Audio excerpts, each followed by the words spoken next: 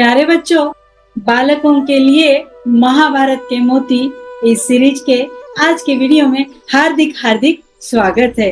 प्यारे बच्चों, आज हम सुनेंगे महाभारत कालीन एक कथा जो त्याग, प्रेम, कर्तव्य की कहानी है। तो चलिए जानेंगे कच्छ और देवयानी की कथा। बहुत बहुत बहुत समय पहले की बात है, जब देवता और असुरों में युद्ध हुआ करते थे। असुरों ने हार से बचने के लिए एक उपाय किया, वह ये कि उनके पास उनके गुरु शुक्राचार्य थे, जो संजीवन विद्या को जानते थे। संजीवन विद्या अर्थात ऐसी विद्या जो मृत व्यक्ति को पुनः जीवित करने की क्षमता रखते थे, और इसीलिए आसुर मृत आसुरों को पुनः जीवित कर देते थे शुक्राचार्य की मदद से। यह बात जब देवताओं को पता चली तो उनके गुरु बृहस्पति उन्होंने अपने पुत्र कच्छ को यह विद्या सीखने हेतु शुक्राचार्य के पास भेज दिया।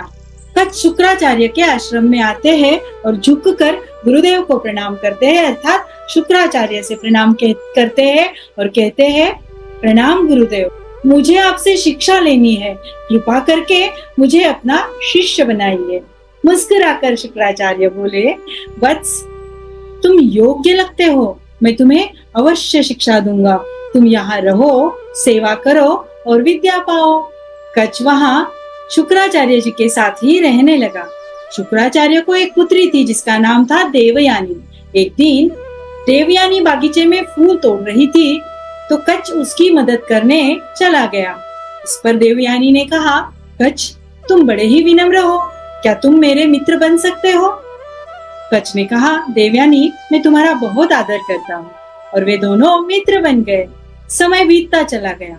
आगे देवयानी के मन में कच्छ के प्रति प्रेम उत्पन्न हुआ, किंतु कच्छ ने सदैव अपने कर्तव्य को ही श्रेष्ठ माना। एक दिन शुक्राचार्य के पास आसुरों का आना हुआ। उनके ध्यान में ये बात आई कि कच्छ कोई साधारण व्यक्ति नहीं है या कोई साधारण ब्राह्मण नहीं है।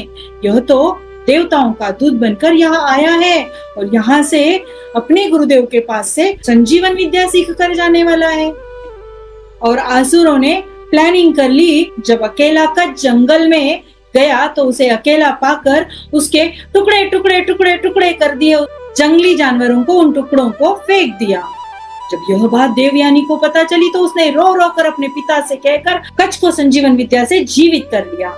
यह बात जब आसुरों को पता चली तो उन्होंने एक और प्लानिंग की और कच्छ को मारकर उसके शरीर को सागर में बहा दिया। यह देख देवयानी ने जिद की और देवयानी के जिद के आगे शुक्राचार्य की कुछ भी नहीं चली। शुक्राचार्य जी को फिर से कच्छ को जीवित करना ही पड़ा।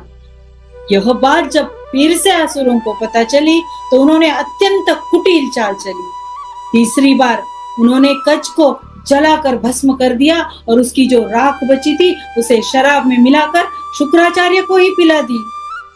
तीसरी बार की यह बात जब शुक्राचार्य को पता चली तो वे बड़े धर्म संकट में पड़ गए, क्योंकि इसे पेट से बाहर निकालना मतलब खुद का मर जाना, मतलब शुक्राचार्य का मर जाना। इस पर शुक्राचार्य के पेट में से ही कच्छ ने आवाज देकर यह कहा, गुरुवर्य, आप मुझे संजीवन विद्या वहीं से सिखाइए और जब मैं बाहर निकलूंगा तो मैं आपको फिर से जीवित कर दूंगा। हुआ वैसा ही।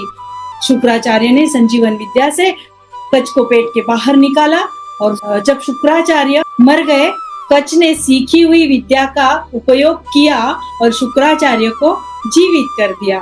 अब देवयानी से रहा नहीं गया। उसने तुरंत विवाह का प्रस्ताव कच्छ के सामने रख दिया।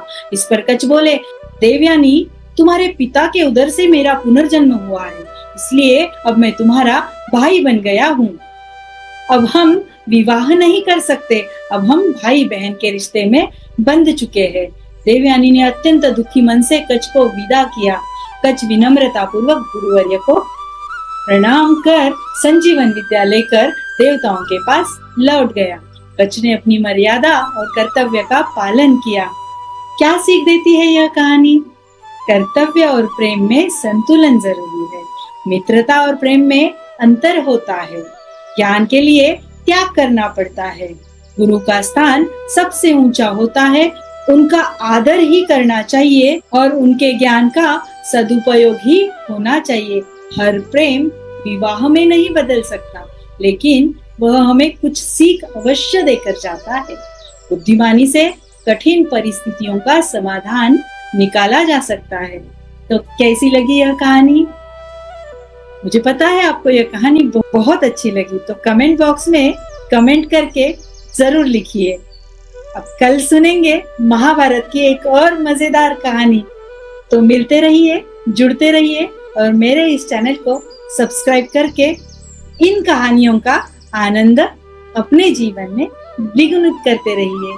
जय श्री कृष्ण।